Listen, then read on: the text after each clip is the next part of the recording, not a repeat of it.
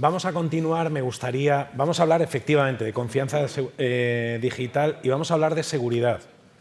Y la verdad es que me lo han puesto súper bien para poder abordar esta casuística, pero me gustaría darle la bienvenida a los panelistas que me van a acompañar durante estos 35 minutos y paso a mencionarlos para que por favor os vayáis acercando. Pedro Morcillo, que es Head of Sales de Tetrix Spain, a David López, que es Vice President Sales Spain de GTT, a Cristina Lasagni, que es la directora comercial para Europa del Sur de Cloudflare, a Manuel Bosch, que es el CEO de Rivera Salud, y a Alex Invernón, que es Security Lead en Soften. Un aplauso, por favor, para ellos.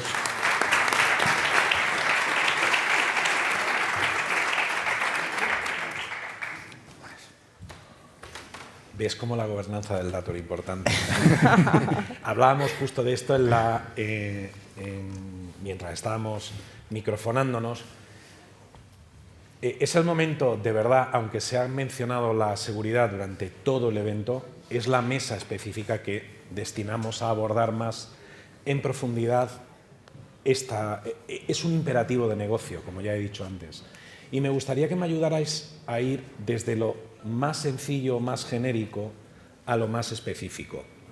También aprovecho para pediros que cuando os lance la pregunta en la primera intervención, presentéis un poco la compañía para que todos sepamos dónde estamos y que las personas que nos están siguiendo también. Y de esa manera podamos empezar a abrir el debate, porque hay muchas cosas. Yo me apuntaba, lo decía Paco antes, el real time y cómo está impactando esto. Pero por ir, insisto, de lo genérico a lo específico, me gustaría empezar por ti, Alex. A ver, venimos de un entorno donde la seguridad está muy fragmentada, donde hay diferentes figuras que tienen visiones diferentes. Mi pregunta para ti sería si, en general, por vuestra experiencia, pensáis que las empresas en España están suficientemente bien protegidas ante las ciberamenazas. Y si no es así, ¿a qué atribuyes la falta de seguridad? ¿Puede ser un problema de presupuesto, cultura? Bien, primero de todo, presentarnos, ¿no? Nosotros en Soften somos una consultoría en ingeniería de software, top partner cloud de Microsoft y desde hace ya unos años especializados en el ámbito de la ciberseguridad. Y nuestra misión básicamente es pues, ayudar a las empresas a incrementar su ventaja competitiva, potenciando pues, su innovación, optimizando sus sistemas y mejorando su productividad. Respecto a la pregunta que me haces, a ver, aquí por partes, ¿no? Primero de todo, creo a día de hoy que personalmente hay muy pocas empresas en este país que estén preparadas, ¿no? para hacer frente a las amenazas de seguridad. Principalmente porque muchas de ellas siguen basándose en modelos tradicionales de seguridad.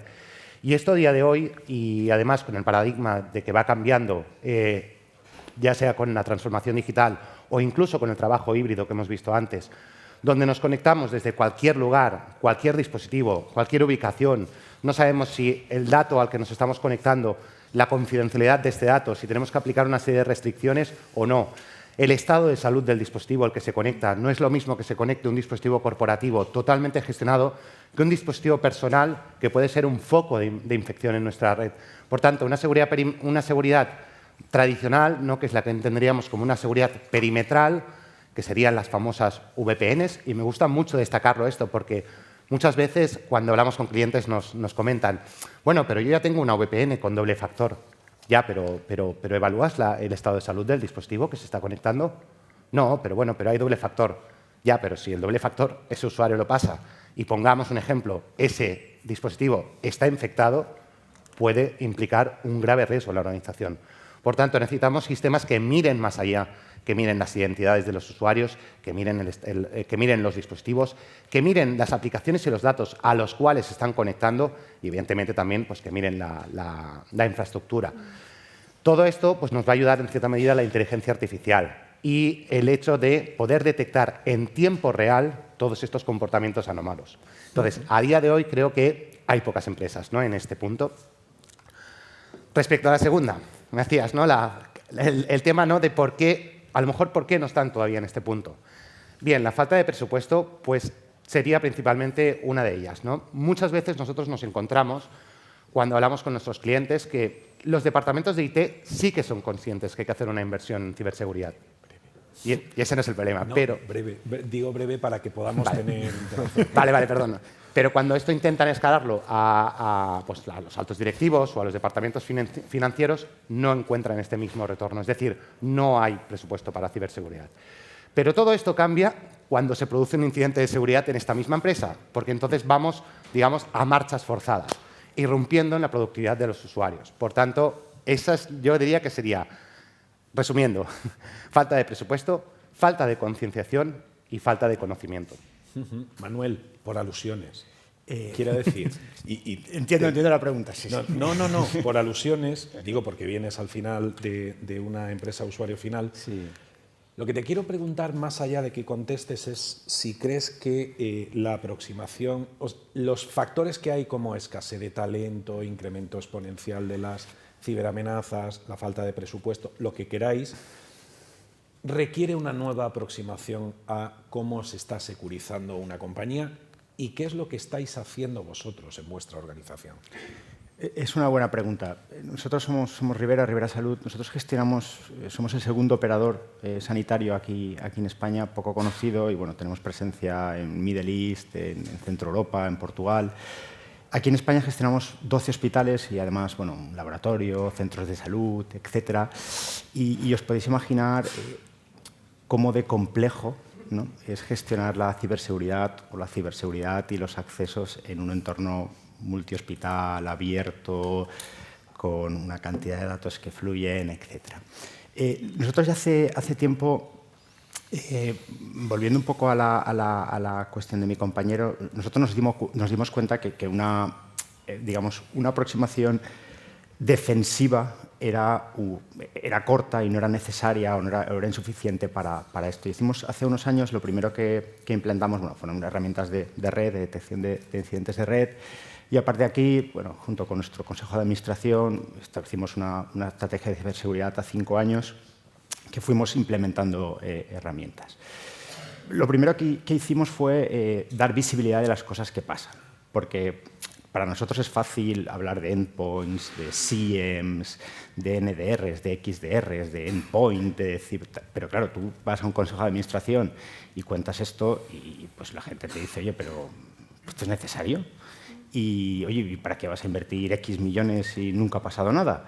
¿Y para qué vas a...? Entonces, bueno, pues junto con partners, bueno, pues estuvimos haciendo trabajo con el equipo y con la gente del Consejo de Administración, conseguimos aprobar un plan y fuimos básicamente desarrollando herramientas preventivas que a día de hoy, además de evitar algún ataque o bueno, recuperarnos de alguno, lo que somos capaces es de tener una visibilidad, yo siempre digo del 80%, ¿no?, de lo que pasa en nuestros centros, en nuestras redes y en los hospitales.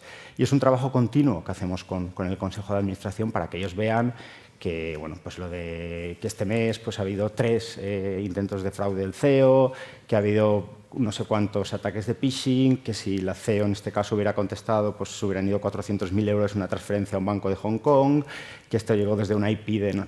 Entonces, este tipo de cosas a nosotros nos están ayudando mucho a salvar el gap entre falta de presupuesto, falta de concienciación, falta de etcétera. Y lo hacemos básicamente dejando de hablar como ingenieros y empezando a hablar como gente del Consejo de Administración, que a veces no es fácil. Muy bien, pues lo vamos a complicar un poco más, ¿vale?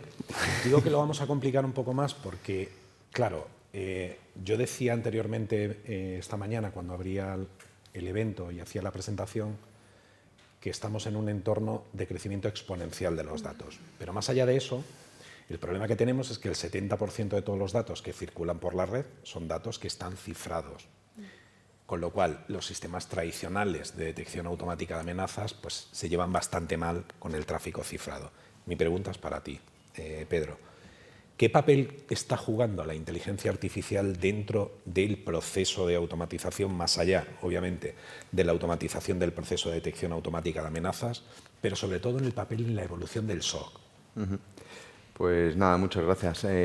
Bueno, Tetris, que es la compañía en la que estoy, es un fabricante de ciberseguridad europeo, que es importante decirlo, y que lleva 12 años en el mercado, no es ningún fabricante nuevo, es nuevo a nivel España, pero lleva 12 años en el mercado y es una plataforma completa de XDR con todas las funcionalidades y que dentro de Gartner en el Peer Insights, porque todavía no ha salido en un cuadrante de XDR para Gartner, estamos en 5 sobre 5, ¿no? Para nosotros es muy importante lo que estás diciendo porque Tetris se basa en dos principios muy sencillos. Y digo muy sencillos porque yo estaba al otro lado de la barra, yo he sido CIO y CISO durante más de 20 años y incorporarme a este lado de la barra pues me ha costado, pero con Tetris me ha costado menos porque he encontrado una solución que yo demandaba durante mucho tiempo en el otro lado, ¿no? Y es... con la diversidad y con la cantidad de mundo complejo que tiene la ciberseguridad, necesitamos simplificar todo eso y necesitamos automatizar. El tener 19 plataformas diferentes que estén reportando requiere 19 personas con conocimientos que se vayan actualizando todos los días y gestionándolos. Eso es altamente inviable. Tetris ha conseguido que sobre su propia consola y con un entorno muy complejo a nivel tecnología, pero no a nivel de gestión de muchas tecnologías, NDR, EDR, XDR, NTAs, Deceptive Response, todo eso integrado en la misma plataforma, pues lo podamos gestionar desde ahí. Y lo fácil sería, pues eso es relativamente sencillo, pero ahora que se ponga alguien a analizar todos esos datos a ver por dónde salen, ¿no? Bueno, es que Tetris lo que ha hecho ha sido automatizarlo. Eso significa que sin intervención humana es capaz de detectar y bloquear y paralizar y neutralizar la amenaza que nos está saliendo. Utilizando esta parte también de inteligencia artificial, porque lógicamente esos datos pues, vienen cifrados y vienen ahora mismo no visibles, pero con esta parte de inteligencia artificial y la parte de comportamiento, de toda la parte de información que viene de la red, somos capaces de realizar eso. Entonces, tener una solución totalmente automatizada que no requiere de intervención humana, que minimiza los recursos humanos que necesito y, por otro lado, que tengo visibilidad de todo el espectro más complejo. Antes he hablado en el anterior panel, que es muy interesante, en la parte de datos. Es que no sé dónde están mis datos y tengo que encontrarlos. Tetris lo que dice es, yo me voy a dispersar por todos los dispositivos que tienes de tu red y me da igual dónde están los datos. Me quedo con esta última reflexión, sobre todo, David, porque me la ha puesto a huevo, para hacerte la pregunta en el sentido de... Claro, yo decía esta mañana, 42% de los trabajadores estarán en movilidad en el año 2025. Ahora mismo estamos en un 30% aproximadamente.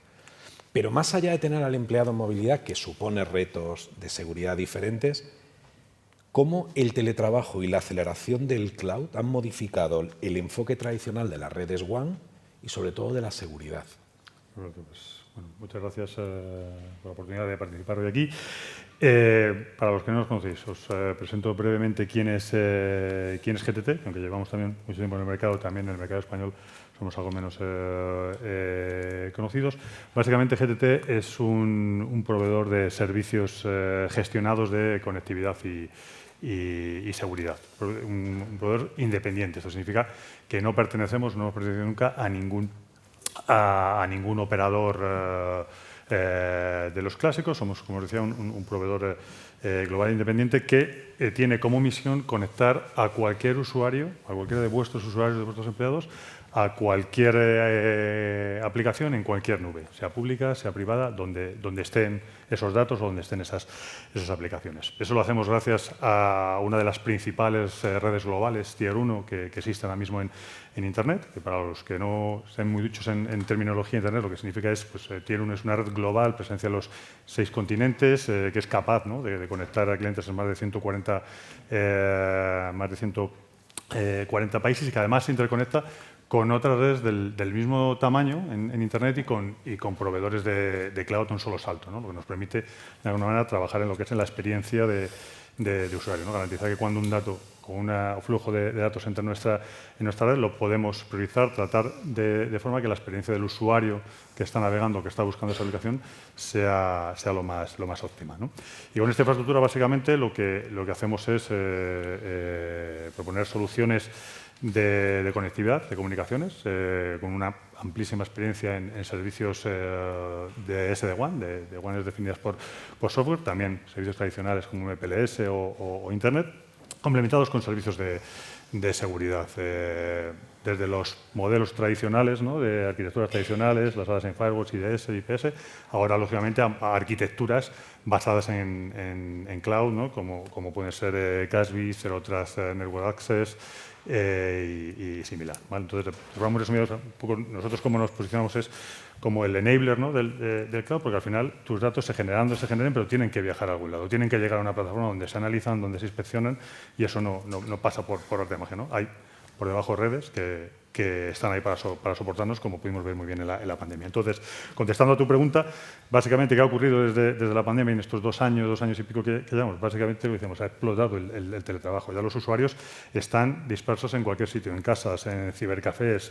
El perímetro que teníamos se nos ha volatilizado por completo, con lo cual las estrategias tradicionales de pongo un firewall porque sé que los malos están fuera de mi red LAN o fuera de mi data center, ya no sirve. Tengo que ir a modelos cloud que me permitan proteger al usuario independientemente de dónde esté, desde dónde se esté conectando, y además que garanticen que la experiencia de usuario sea idéntica si hoy trabajo desde casa, mañana trabajo desde la oficina o pasado me conecto en un viaje de movilidad donde esté. Entonces, la combinación, como decíamos, que es el famoso framework que tanto se oye hablar últimamente, ¿no? de SASE, combinación de servicios de networking con servicios de seguridad, es lo que permite garantizar eso, que aunque el perímetro se está difuminando, esos accesos sean en todo momento seguros a mis aplicaciones. Y de nuevo también que los datos se generen, llegan a las plataformas que luego los tratan.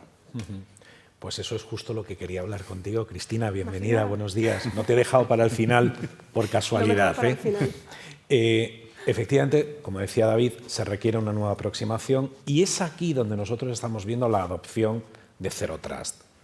No solamente Zero Trust como fundamento a la hora de desplegar este framework SASE, pero mi pregunta sería, fíjate, ¿cuál es el reto desde vuestro punto de vista que tienen las organizaciones a la hora de adoptar esta parte de Zero Trust y si ves diferencias entre empresas grandes, empresas más nativas digitales, empresas tradicionales, si hay una manera única de hacerlo?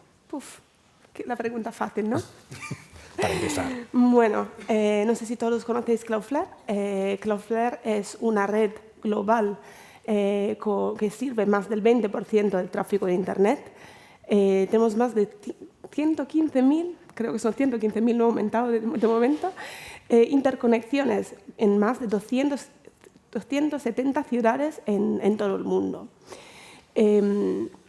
La misión de Cloudflare se puede resumir en securitizar todos los que son tráfico, usuario, dispositivo en cada ubicación. Se me está yendo la voz. Perdóname.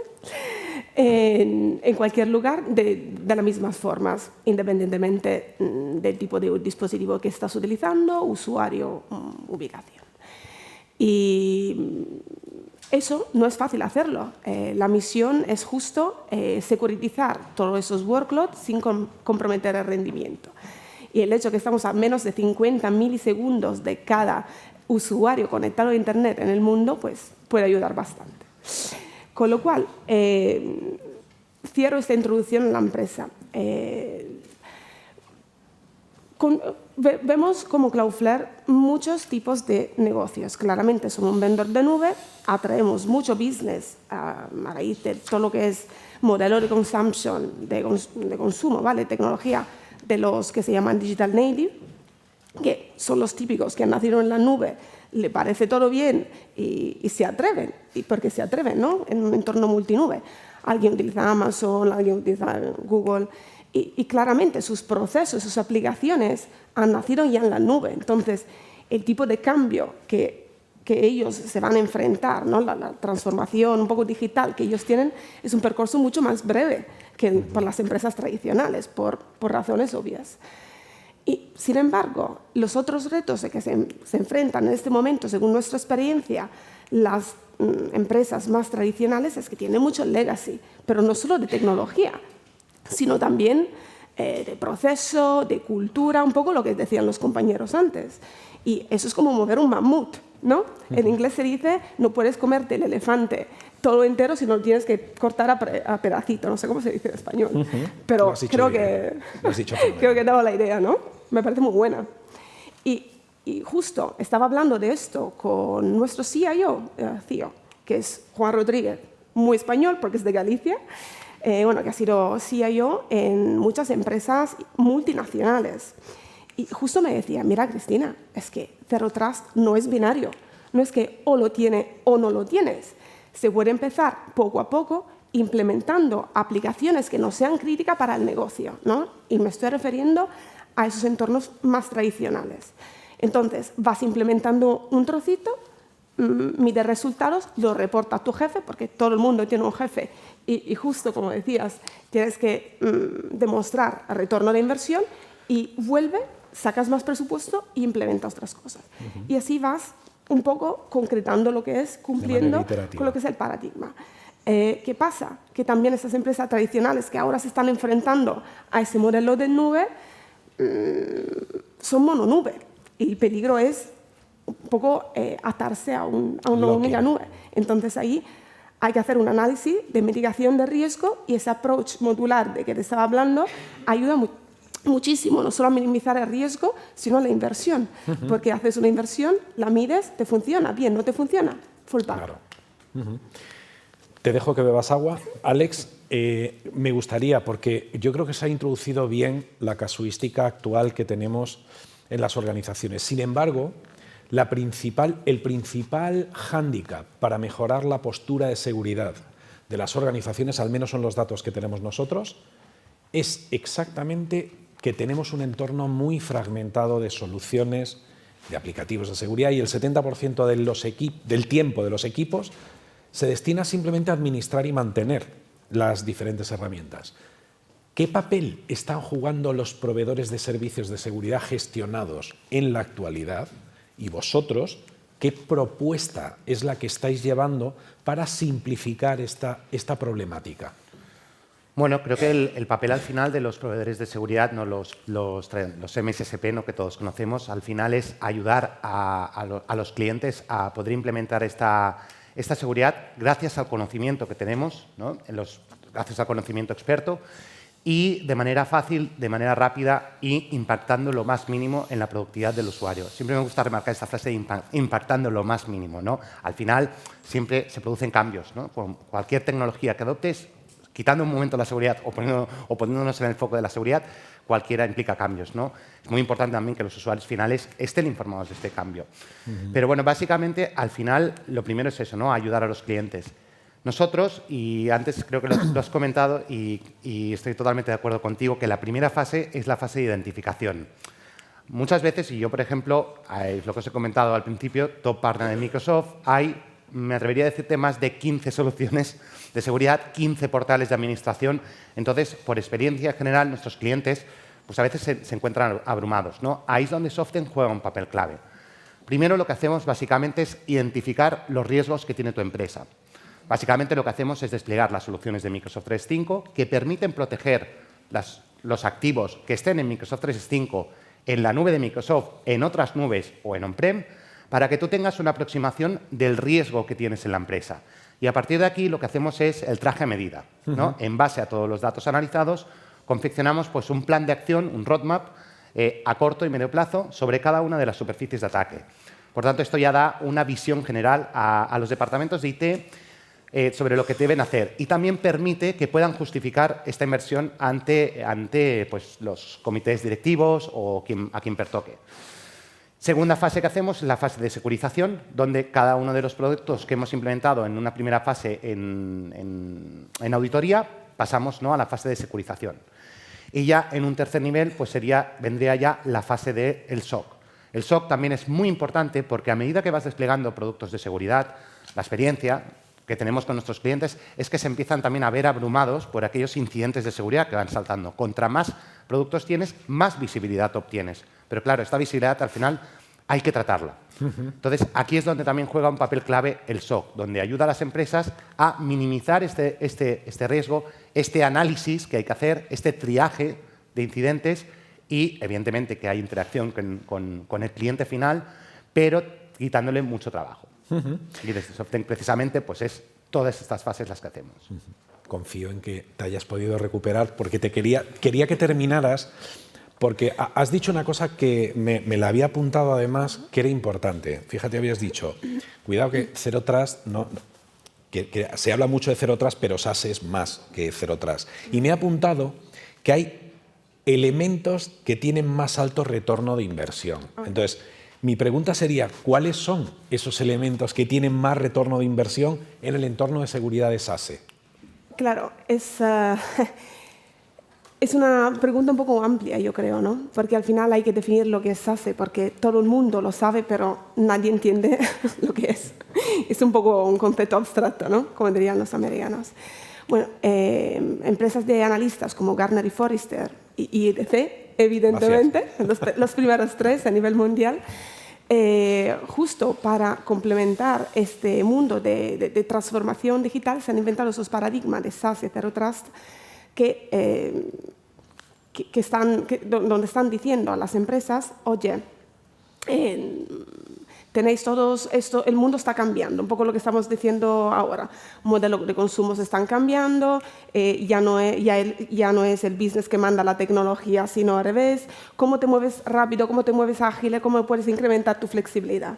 Pues el entorno SaaS es un entorno que te permite adoptar una solución en nube, distribuida, global, modular. Perdona, porque tiene muchos adjetivos. O sea, eso del SaaS es una plataforma que te garantiza modularidad, granularidad y visibilidad al 100%, y un poco lo estaban comentando también los compañeros la importancia de ello, y te permite de moverte en una dirección y un poco en otra en tiempo muy rápido, porque es muy fácil de implementar y es muy flexible. Entonces, sencillo, ¿no? SaaS es red como servicio y seguridad como servicio, y Zero Trust encaja en una parte de lo que es seguridad como servicio. Entonces, SaaS es mucho más amplio. Entonces, para mí, SaaS es todo. O sea, todo lo que era antes una caja que metíamos en nuestro data center, pues ahora es todo en la nube.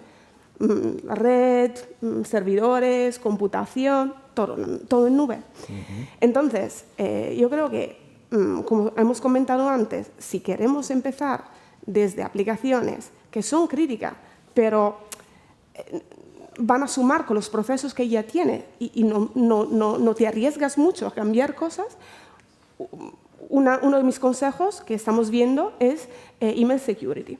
Si tú piensas que según Deloitte, el 91% de los ataques son ataques de tipo phishing o malware que vienen de correo.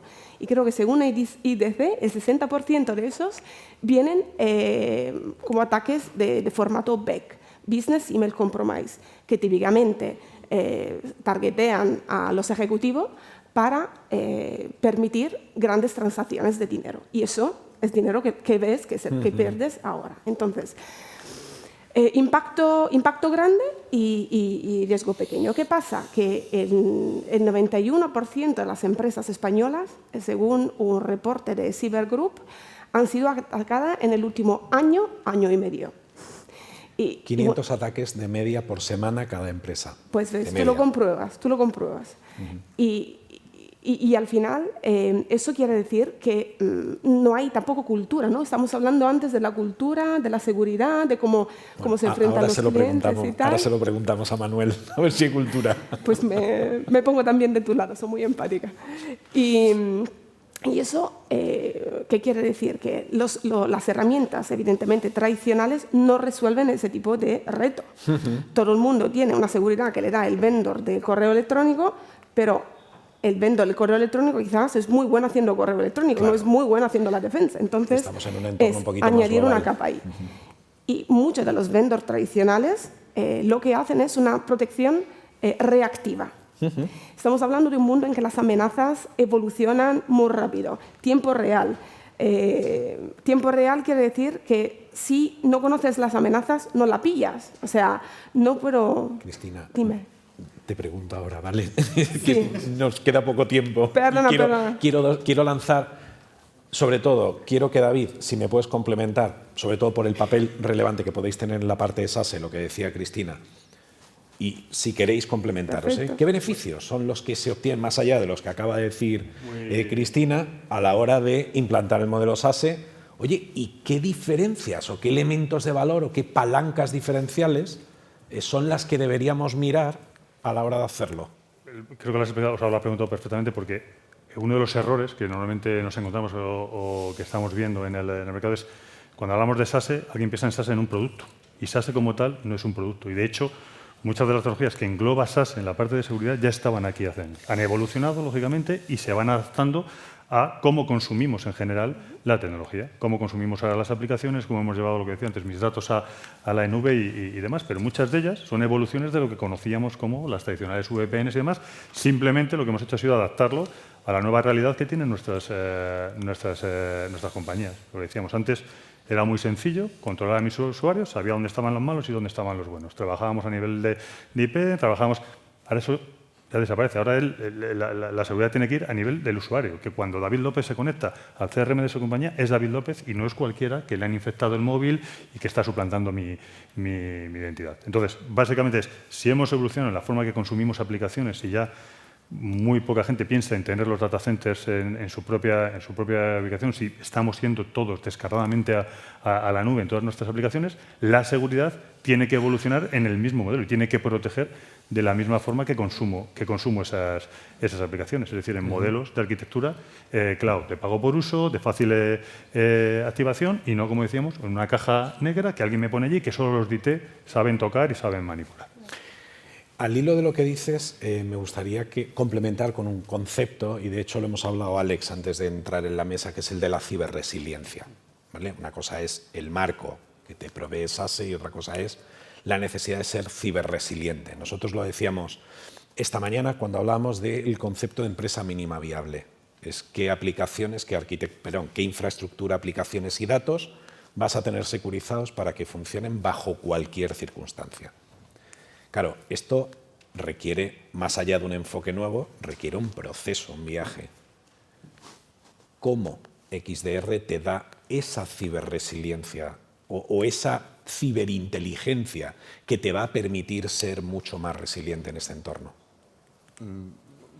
Te lo da porque la parte de automatización que hemos diseñado te da esa capacidad de no tener que depender de ninguna clic humano ni ninguna intervención humana.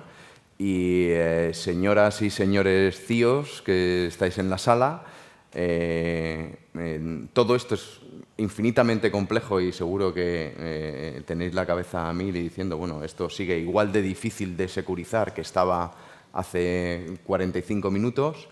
Yo les invito a probar una solución XDR, una solución que la instalación es como nuestro antiguo antivirus, que ya no sirve, señores, que no sirve, que los antivirus que hay ahí ya no sirven, que hay antivirus y proveedores que además, dentro de esa que nos dijeron de globalización hace muchos años, se llevan las cosas a otros sitios y luego no tenemos chip para hablar por teléfono, que eso tampoco sirve. Pensemos un poco en nuestra regionalización, pensemos un poco en nuestros productos, pensemos en nosotros y probar un producto que es capaz de, sin intervención humana, protegeros y realizar esa protección que necesitáis en vuestras compañías. Al mínimo nivel, que es el último dispositivo conectado.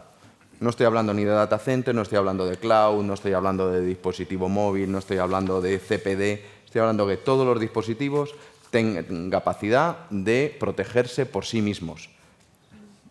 Esa es la solución XDR, donde la inteligencia, donde el threat analysis, donde la inteligencia artificial, donde el sandboxing, donde la gestión de los datos y sin tocar ningún dato personal. Podéis buscar en Tetris y comparar con cualquier otro proveedor si el dato cuando viaja a la plataforma lo van a abrir y disponen de ese fichero o no. Nosotros solo tocamos hash y logs, entonces con eso somos capaces de proteger directamente. hagámoslo simple. Yo he estado en el otro lado de la barra, es complejo. Tetris ha venido para hacerlo simple. Yo creo que eso es el gran diferencial respecto a otras soluciones. Pues yo noto a Manuel un poquito inquieto. No. Manuel, hemos hablado de cultura. Sí. Me gustaría aprovechar tu intervención ahora porque creo que se han tocado muchos temas y tú estás en el otro lado. Sí. ¿Cómo estás viendo todo esto? Porque puede sonar muy bien, pero ¿cómo encaja esto dentro del día a día? A ver, tengo varias reflexiones. La primera es que a los usuarios les va la marcha. Es decir, tú mandas un email, nosotros tenemos 7.000 empleados aquí en España, nosotros hacemos las campañas anti-phishing y aquí es una fiesta, ¿eh? Es decir, podemos poner todas las herramientas, el SOC, Zero Trust, tal, pero siempre va a haber alguien que va a pinchar o que se va a conectar o que va a acceder de algún sitio que no debía. Y sabía que no debía. E incluso cuando recibió ese email que ponía su paquete está a punto de ser entregado y sabía que no había pedido ningún paquete, va a pinchar. Sí, da risa, pero es que pinchan. Es que pinchan. Y claro, entonces tenemos a los 10 tíos del SOC que están esa noche levantando el teléfono de uno, del otro, de la moto, y así sucesivamente. Entonces, yo creo que es muy importante la capa de concienciación. Es muy importante y hay que invertir mucho dinero en la parte de concienciar a la gente en que no pinchen el paquete que nunca pidió o que no mande el dinero a una sucursal que no estaba o que no conteste al tío de finanzas que no conoce. ¿Vale? Esa es una parte. Nosotros invertimos dinero y, bueno, hemos visto, pues nada, hemos pasado del 30 al 10, estamos alrededor del 10% de la gente, 8 en algunos sitios, y bueno, pero sigue siendo eso. Esa uno. La segunda, el mundo de la ciberseguridad se ha complicado, lo decía antes Alex, bueno, creo que lo hemos dicho todos, se ha complicado posiblemente desde el COVID y bueno, con Rusia, China posteriormente y todos los ataques de una forma exponencial. La cantidad de ataques que recibimos hoy en nuestra organización es exponencialmente mayor a la que recibíamos hace muchos años, por dos razones. Una, porque ahora sabemos que nos atacan, que antes no lo sabíamos y vivíamos igual de felices, creo. Y la otra, porque es verdad que además es muchísimo más complejo. Además, bueno, nosotros tenemos medical devices, con lo cual, bueno, si atacan a los de GE, pues nos toca. Si atacan a los de tal, pues nos toca. Si atacan a los de tal, pues nos toca. Y tal. Y la tercera es que, para mí, como CIO, a día de hoy es muy complejo elegir los ingredientes para hacer, yo soy de Valencia, la paella de la ciberseguridad. Porque tenemos soluciones automatizadas que cubren una parte muy importante, tenemos Zero Trust, tenemos herramientas más tradicionales, entonces es realmente complejo.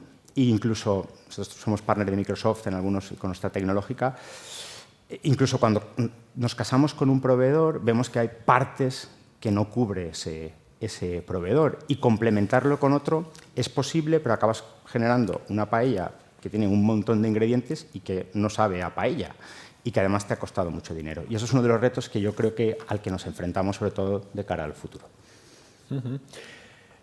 Os pediría una reflexión. Nos hemos ido de tiempo, pero como está el Q&A, que aprovecho para pediros si tenéis alguna pregunta, que es el momento que se la podamos hacer a cualquiera. Yo, mientras hay alguien que quiera preguntar, me gustaría pediros una reflexión de 20 segundos de, oye, hay algo que no hemos cubierto, hay algo que queráis enfatizar.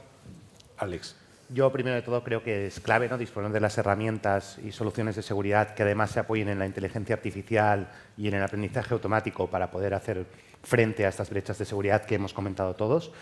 Y lo segundo, también contar con un acompañamiento, con un partner especialista que te ayude a poner en marcha esas herramientas, porque al final la realidad te dice que sí, está muy bien, pero alguien tiene que poner en marcha todo esto y con un orden en concreto y con un licenciamiento en concreto. Y esto muchas veces, si has estado con Microsoft, que estás con Microsoft, puede llegar a ser abrumador.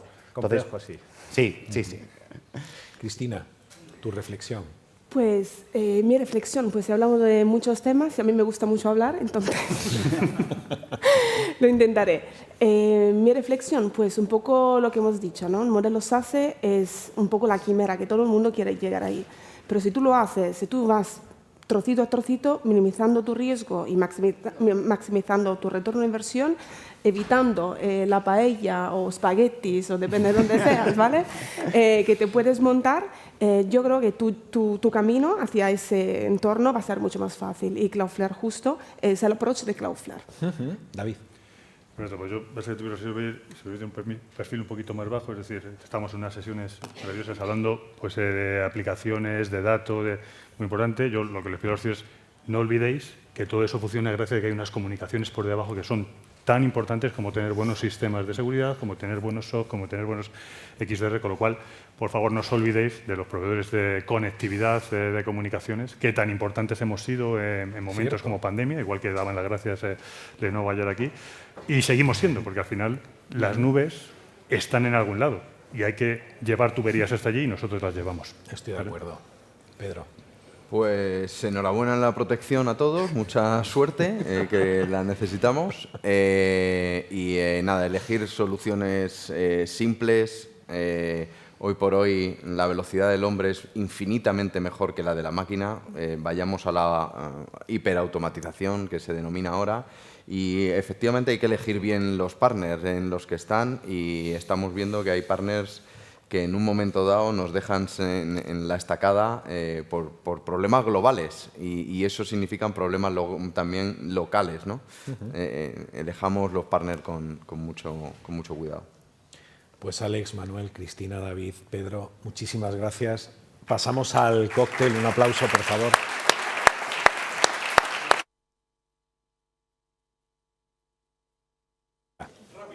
Venga.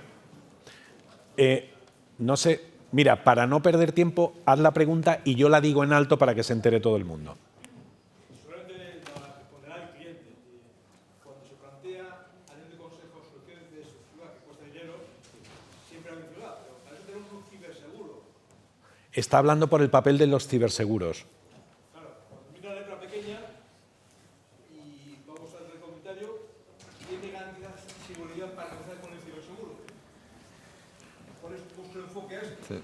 Yo siempre he estado varias veces en el Consejo de Administración defendiendo por qué nos han atacado. Y siempre empiezo diciendo, una, a los usuarios les va la marcha, y dos, digo, no es si te van a atacar o no, es cuándo.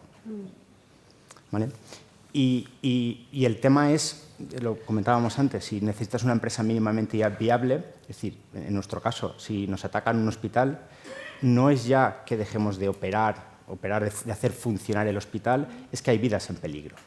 Y el ciberseguro no va a cubrir las vidas en peligro, ¿vale? En nuestro caso. Además, nosotros tenemos un caso, ¿no?, de qué pasará y qué pasa si pierdo las operaciones un día, 2 días, 3 días, 4 días, y vemos qué parte cubre el seguro o no.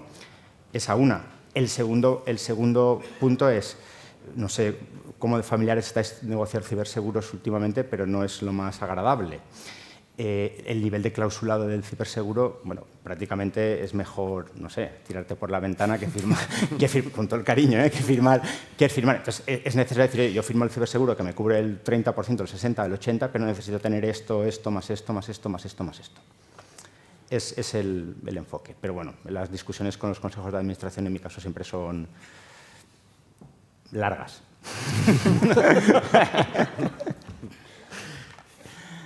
Si no tenéis más preguntas, pasamos al café. Muchísimas gracias.